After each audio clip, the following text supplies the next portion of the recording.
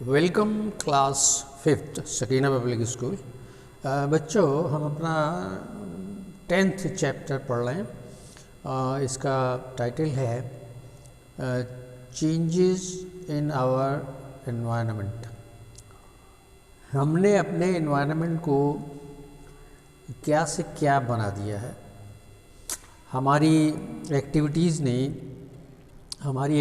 ने इसमें जो प्रॉब्लम्स, जो कमियां पैदा की हैं, उनकी वजह से हमें इस एनवायरनमेंट का नाम रखना पड़ा बिल्ट एनवायरनमेंट।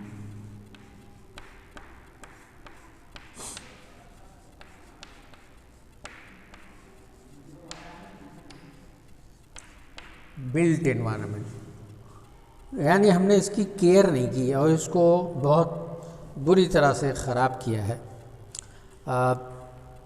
हमने जंगल काटे हैं अपनी ज़रूरत के लिए, अपने काम के लिए जंगलों को एक सिरे से काटा है। सड़कें बनाने के लिए, रहने के लिए, अपने मकान बनाने के लिए, रोड्स बनाने के लिए, फैक्ट्रियां लगाने के लिए।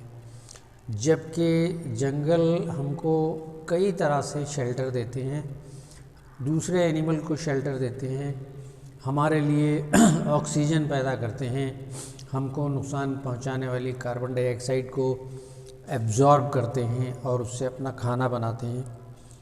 बहुत चारों तरफ प्लांट्स हमारे लिए ही सब कुछ कर रहे हैं देखा जाए तो। लेकिन हमने एग्रीकल्चर, इंडस्ट्री के नाम पर, एग्रीकल्चर के नाम पे, रोड्स के नाम पर, डैम्स के नाम पर, फैक्ट्रीज़ के नाम पर इनको तबाह किया है, बर्बाद किया है।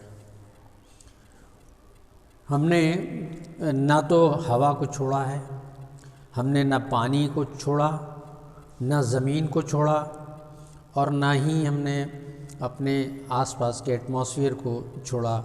इतना शोर पैदा किया कि इन सब की वजह से हम बहुत सारे पोल्यूशंस की जद में आ गए हैं। हमने आपको बताया था एयर पोल्यूशन के बारे में। एयर जो हम 24 घंटे अपने फेफड़ों में उतारते हैं, रेस्पायर करते हैं, जिससे हमको एनर्जी हासिल होती है, उस एयर को भी हमने नहीं छोड़ा है।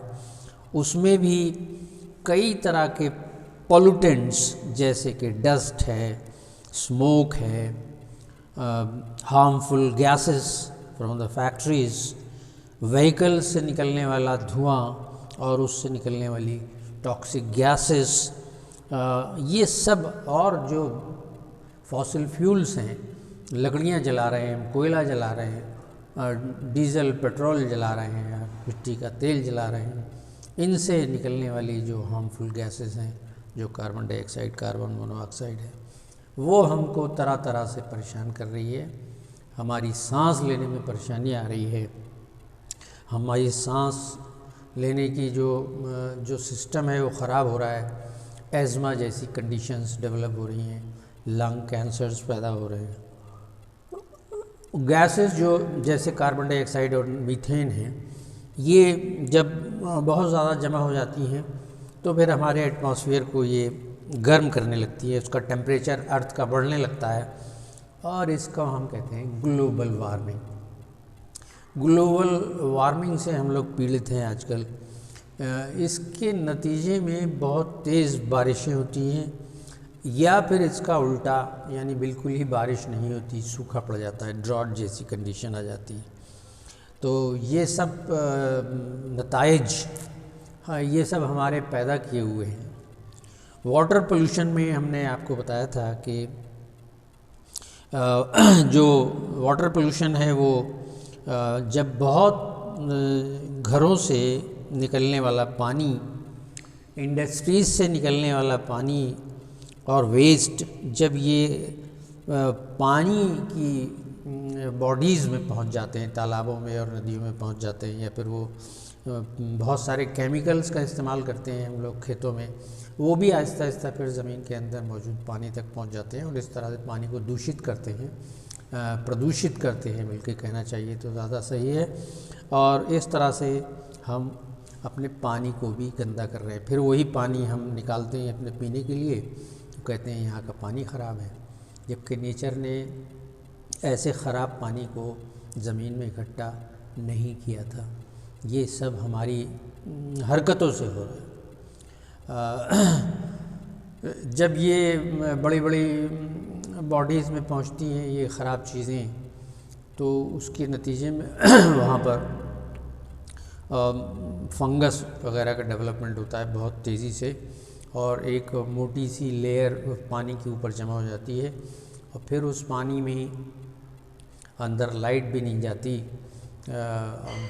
हवा भी नहीं जाती, ऑक्सीजन भी नहीं जाती, और नतीजा ये होता है कि फिर वो उसके अंदर मौजूद जो एक्वेटिक फाना और फ्लोरा है वो मरने लगते हैं, ख़त्म होने लगते हैं।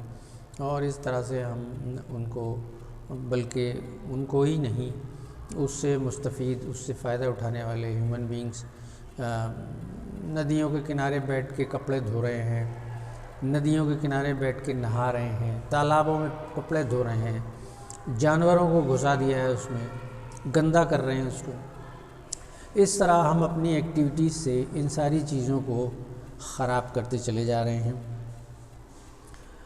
तीसरे नंबर पे आता है लैंड पोल्यूशन, और चौथे नंबर पर आता है नॉइज़ पोल्यूशन। तो इनको अगले लेक्चर में देखेंगे।